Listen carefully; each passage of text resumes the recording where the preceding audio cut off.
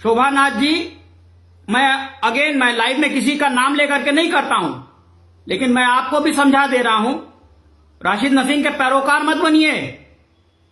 राशिद नसीम के पैरोकार मत बनिए, अन्यथा जितना मुकदमा है सब डंप कर दूंगा यहीं पे बैठ करके। मेरी मर्जी करेगी मैं जाकर के खड़ा होऊंगा, मेरी मर्जी नहीं खड़ेगी मैं नहीं खड़ा होऊंगा। बहुत साफ, इट्स माई ड्यूटी। अभी मैंने पोस्ट लगाई आते ही सबसे पहले 24 तारीख का जो भी डिटेलिंग थी, क्योंकि 24 तारीख को मेरे ही केस 100 केस लगते हैं, 100 में से कम 46 केस मेरे होते हैं।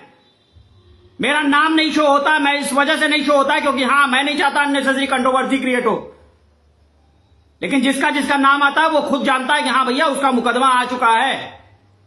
इसलिए राशिद नसीम के कहने पर एक पोस्ट उसने डाल दी उसको लेकर के, 3600 व्यूज हैं उस पर यूट्यूब चैनल पे उसको लेकर के हमें जो है मैसेज कम्युनिकेट मत करिएगा।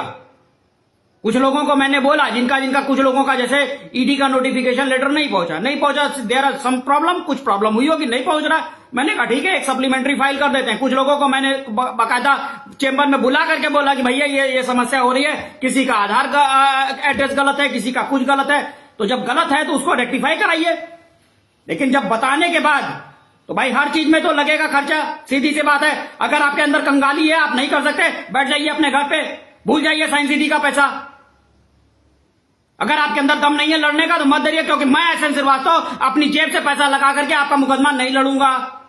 बहुत स्पष्ट, किसी को मर्जी ये काम कराओ, किसी को मर्जी ये ना काम कराओ। आर के पाल का जो है 17-19 लोगों का डिटेल आया, उन लोगों में समस्या हो गई है। राहुल का डिटेल आया, संतराम का डिटेल आया, ऐसे लॉट्स ऑफ क्लाइंट्स हैं जिनका जो है डिटेल आया भैया इनके जो है इतने लोगों का नहीं पहुंच रहा है। सबको मैंने बोला था कि जो है अपने हिसाब से जो है अपना सप्लीमेंट्री सही करा के रेक्टिफाई करा लीजिए। लेकिन अगर उस रेक्टिफिकेशन के प्रोसेस में आपके अंदर यह है कि नहीं, एसएन श्रीवास्तव अपनी जेब से पैसा लगा के करेंगे, एसएन श्रीवास्तव अपना घर बेच करके मुकदमा नहीं करेंगे आपका। स्पष्ट सुन लीजिए, एसएन श्रीवास्तव अपना घर बेच करके मुकदमा आपका नहीं करेंगे। आपका पैसा निकले या चूल्हे में जाए। मुझे क्लाइंट से मतलब नहीं है कि मैं 24 घंटे दाना फेंकू कि मेरे पास मुवक्किल आए, मेरे पास मुवक्किल आए 4 मुवक्किल आए, ना आए साला मेरे छुट्टी मिले, दूसरे मुकदमे देखूं।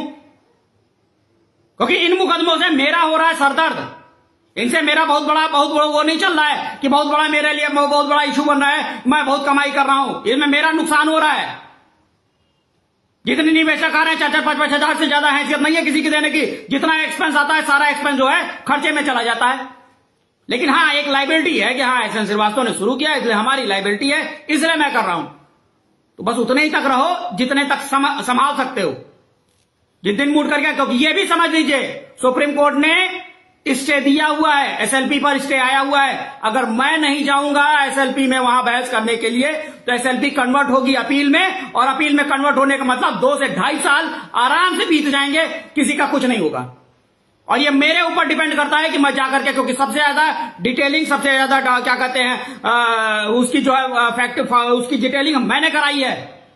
चाहे वो 54-94 पिटीशन हो, चाहे 18-34 पिटीशन हो, चाहे 20-172 पिटीशन हो, हर पिटीशन में मेरी डिटेलिंग है।